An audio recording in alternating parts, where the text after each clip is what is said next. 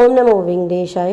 திருமலைக்கு தரிசனத்துக்கு போகிறப்போ பெருமாளை தரிசனம் செய்துட்டு டைம் இருந்தால் நாம் பார்க்க வேண்டிய நிறைய இடங்கள், கோயில்கள், தீர்த்தங்கள் இருக்குது.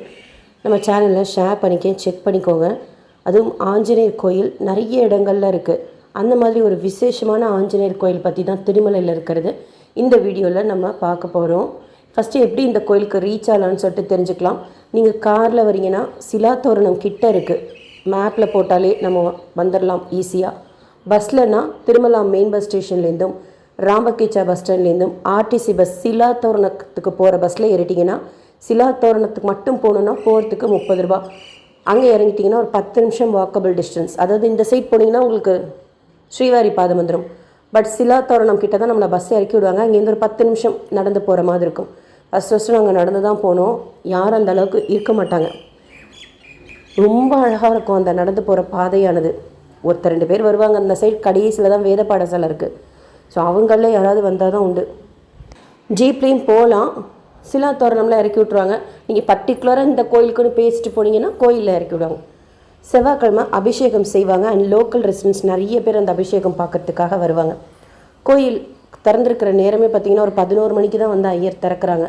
ஸோ நீங்கள் 11 மணிக்கு போனீங்கன்னா கரெக்டாக இருக்கும் காலையில். செவ்வாய்க்கிழமைனா மேபி 9-10 மணிக்கே போங்க. கோயில் ஆயிரம் இருப்பாங்க, நிறைய பக்தர்களும் இருப்பாங்க போயிட்டு வந்துக்கிட்டே. அண்ட் ஆஞ்சநேயர் ஜெயந்தி, ஹனுமன் ஜெயந்தி அப்பயுமே தரிசனம் பார்க்க வருவாங்க. ஜென்ரலாக ஐயர் வர்ற டைம் அப்படின்னா காலையில் 11-11:30 வராங்க.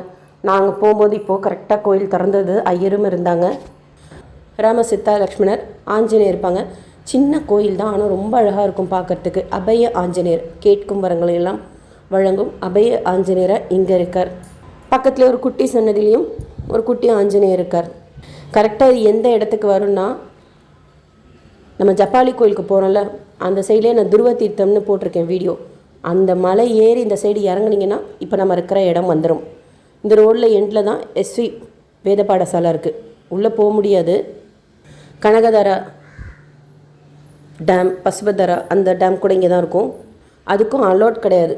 கோயிலுக்கு வரலாம், திறந்துருக்கிற டைமாக வந்தால் உள்ளே போய் பார்க்கலாம்.